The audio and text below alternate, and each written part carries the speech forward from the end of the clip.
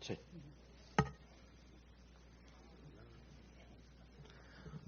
Muy buenas noches, bienvenidos todos a esta función especial de reconocimiento al invitado de la edición 17ª del Festival Internacional de Cine de Morelia.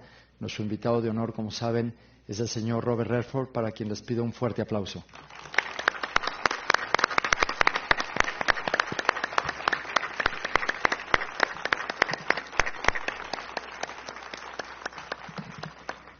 Como saben, le vamos a entregar un premio por su extraordinaria trayectoria en la industria. Sé que entregaron equipos de traducción simultánea y también el discurso que voy a leer, que lo voy a hacer en inglés, está ya en la página web del festival. Así que, con su permiso, vamos a cambiar a inglés para dirigirnos directamente a nuestro invitado de honor. Today, the Morelia International Film Festival has the honor of welcoming one of cinema's true icons, actor, director, and producer Robert Redford. As an actor, Robert Redford's prodigious career spans 81 films. He has created some of cinema's most memorable characters and has starred in movies that have become classics, including Butch Cassidy and the Sundance Kid, which this year celebrates its 50th anniversary, The Sting, All the President's Men, The Natural, Out of Africa, and All Is Lost, to name just a few. His body of work is remarkable, not only for his stunning performances, but also for the type of roles he has selected throughout his career, characters that defied convention and explore the complexity of human nature. However, Robert Redford's legacy goes far beyond his work as an actor. He is the director of many outstanding films, including The Milagro Banfield War, A River Runs Through It, Quiz Show, The Legend of Bagger Vance, and Ordinary People, which won the Academy Award for Best Picture in 1980. The stories he has sought to tell explore human conflict, moral dilemmas, and the quest for redemption. He has also earned recognition as a producer of several of his own films, as well as films by other directors, including The Motorcycle Diaries by Walter Salles. In 2004, that film was presented by Gael García Bernal as the opening film of the second edition of Morelia. It was a great gift to our fledgling festival, for which we will always be grateful. And of course, Robert Redford knows a thing or two about film festivals. In fact, he is nothing less than a film festival visionary. In 1981, he founded the Sundance Institute, an organization devoted to the mission of promoting independent artists in the realms of cinema, theater, and film music. In 1985, the Institute founded the Sundance Film Festival, which has become the most important platform for independent filmmakers and one of the main events in the world of cinema. Sundance has shed light on and given voice to many creators who might otherwise have gone unnoticed. And it has launched the careers of hundreds of filmmakers, from Joel and Ethan Coen, Steven Soderbergh, Robert Rodriguez, and Jim Jarmusch, to Darren Aronofsky, Miranda July, Ryan Coogler, Damien Chazelle, Robert Eggers, and Matt Heineman, to name only a handful. In one sentence, Sundance is a creative hub for emerging artists, a non-profit organization whose various programs share the common purpose of discovering, supporting, and inspiring independent filmmakers and introducing audiences to their new work. For the Morelia International Film Festival, Sundance has always been an inspiration, and it has been a privilege to work with the Sundance Institute for a third consecutive year in conducting the Morelia Sundance Story Lab, which has helped over 20 filmmakers from Mexico and Latin America to strengthen their storytelling capabilities and improve their works in progress.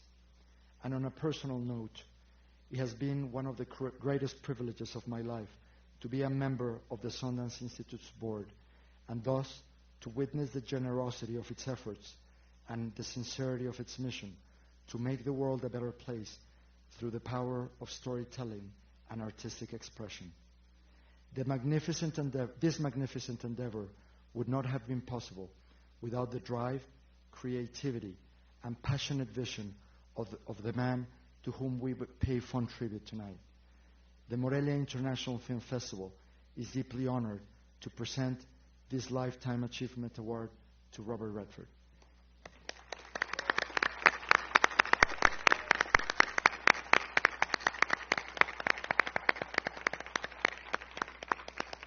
And now we're going to present a reel.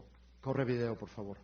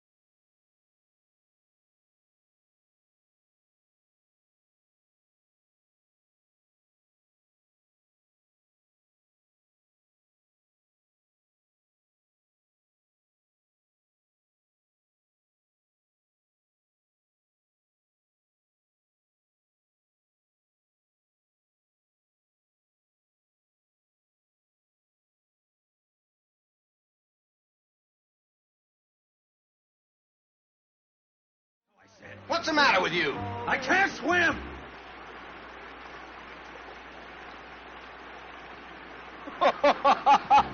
There's one thing.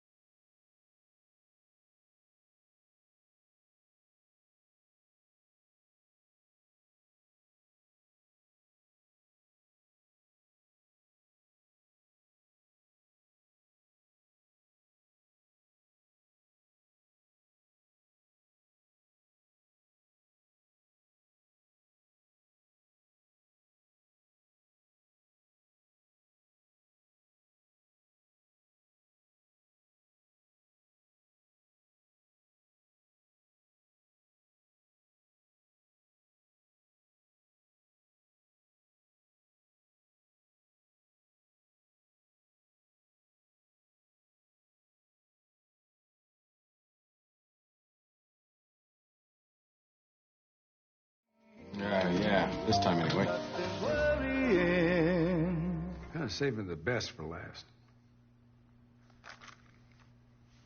Well,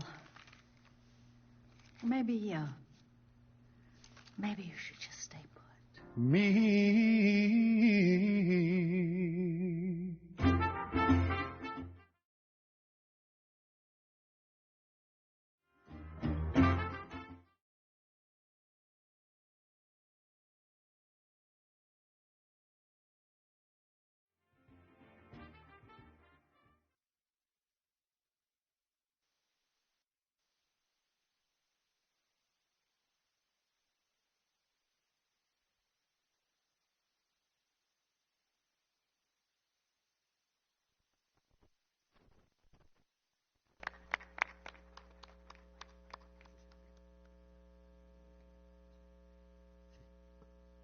El premio que le vamos a entregar fue diseñado por el artista michoacano Javier Marín, a quien agradecemos mucho por esta bellísima pieza.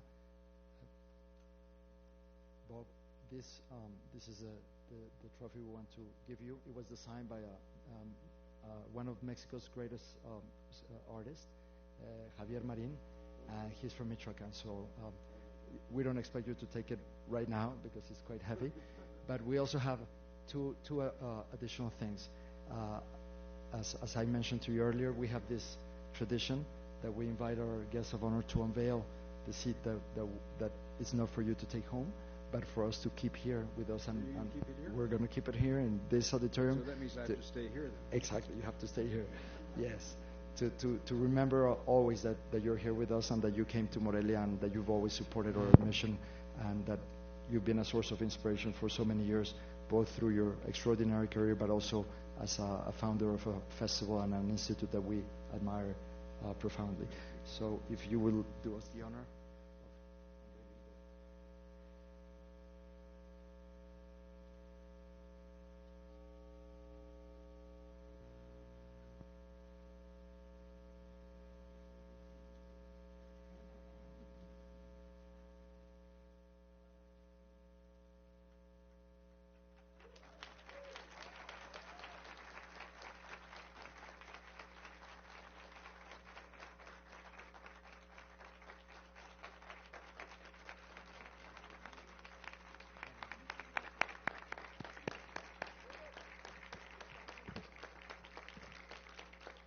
And Bob, we have a small surprise, something that we didn't tell you.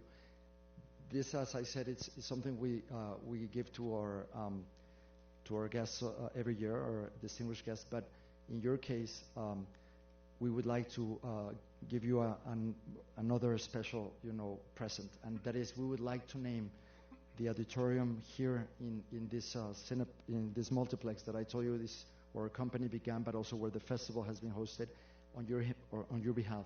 So it's going to become La Sala Robert Redford. So if you, bravo.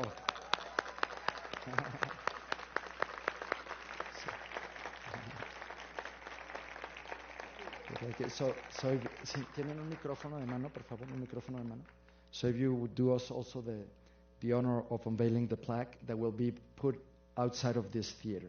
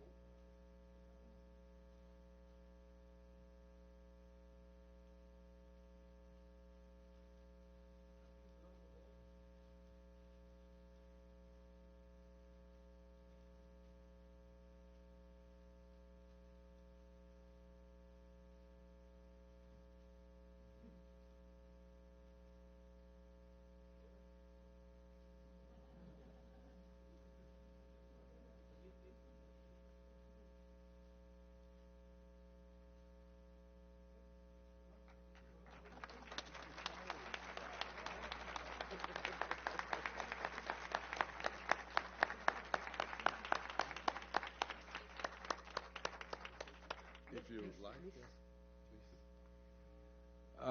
I am extremely touched, and I'm overwhelmed with gratitude. It means a great deal to me. Awards, particularly awards like this, make me shy because I just almost don't know what to say or do. But I can just say with the deepest bow, in the most humble way, thank you. So,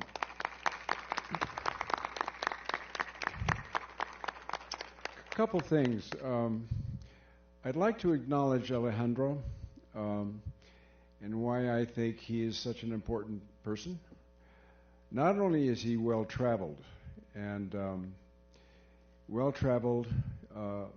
he's been around many places, but he also pays a lot of attention wherever he goes. And he always draws something from it that will figure out what he does when he comes home. Also, he is someone who has done an amazing thing for this city.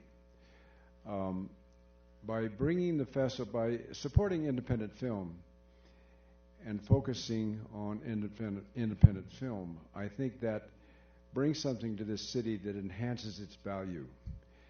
And I congratulate him for that. He's also, the other thing I've learned about him, because we have spent a little time together, he owes me a lot of money.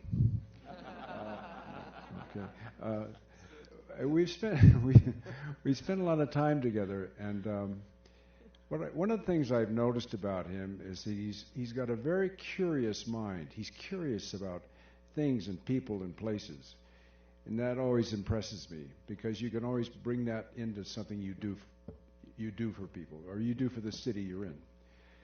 Then finally, so I have great admiration for Alejandro. I do. I think he deserves it. And he's really going to do a lot more. What he's doing for this city by bringing the festival here, I think, enhances the value of the city, which I think is just wonderful. And it's also a really beautiful city. It's an incredible city, which reminds me of Mexico and my involvement with Mexico. I have a deep affection for Mexico and the Mexican people, largely because of the way I grew up in Los Angeles. I grew up in a lower working class community in Santa Monica, California. And it was basically a community that was dominated by Mexicans. And so Mexicans were my neighbor. And we all got along. We played together, had fun together. And we were just friends. We were just friends. And so that feeling of being surrounded by Mexicans, I was one of the few Anglo families in that area. Because we played together, we were friends. That carries a very deep impact as you go on with your life. And so being able to come back and sort of, I guess, pay homage to that time and those people is very thrilling for me. Because of my affection for the Mexican people and Mexico in general. So obviously, having said that, you can see why I'm so happy to be here and why I'm very deeply honored for this award. So again, I bow most humbly to you all. Thank you. Do you want to say a word about Butch Cassidy? He asked me to say a word about Butch Cassidy. Probably something you all probably didn't know, but back in 1968, 68. I was not yet 30 years old. Paul Newman was 42 or 43. He was a big star. He was a big name. I was nobody. Nobody knew who I was. The studio didn't want me because I wasn't known, and because of the age difference and the experience difference. So had it not been for William Goldman and George Roy Hill, the director, but mostly Paul Newman himself, I wouldn't have been in the film. So the interesting thing, and maybe some of you don't know, is that the original title of the film was The Sundance Kid and Butch Cassidy. That was the initial title for the film. And that was the title because Paul Newman was going to be playing Sundance. So when I met with George Roy Hill in New York, because I had done a comedy on Broadway just shortly before that, Barefoot in the Park. And so obviously because I'd done a comedy, the studio thought, well, you can put him up for the lighthearted guy. When I met with George Roy Hill, I said, look, yeah, I can do that. I'll be happy to do that. But that's not the part that I really identify with. because of the way I grew up from the time I was a kid. I had a kind of a outlaw sensibility when I was a kid, and sometimes got in trouble because of that. So I said, but whatever, I can not identify so much with Butch Cassidy as I can the Sundance Kid, because I can relate to the idea of somebody being outside the law, and also a guy that loved to be a fast shooter, that loved to be quick trigger. Anyway, George Roy Hill was impressed with that conversation, and at the end of it he realized that I was indeed more fit to play Sundance. And Paul was more fit to play Butch Cassidy because of his personality. So that meant that they had to change the title because Paul was going to now be in the film, and I was going to be in the film. So suddenly it wasn't the Sundance Kid and Butch Cassidy. It was Butch Cassidy and the Sundance Kid, because Paul was Butch Cassidy. So I was playing second fiddle even back then. Anyway, I thought that was kind of an interesting story. And the other part was that, you know, Hollywood loves sequels. When a film works, when something really works, Hollywood wants to jump in and do a sequel, which I'm basically against. When something works, you leave it alone and let it stand by itself. It's just a thing Hollywood likes to do. So when the film came out and was successful, right away the studio wanted to do a sequel. And I said, no, I wouldn't do that. And by the way, you want to do a sequel, what's it going to look like? Didn't you not see the last frame of the film when we're running out and we're being shot at by the army? Don't you imagine what happened? What kind of a sequel can you have? It didn't make any sense. Well, anyway, they didn't do it. So I'm glad. So it's still a standalone film. I'm very proud of it. And I'm very happy to be able to share it with you here tonight. So thank you all, and thank you, Alessandro.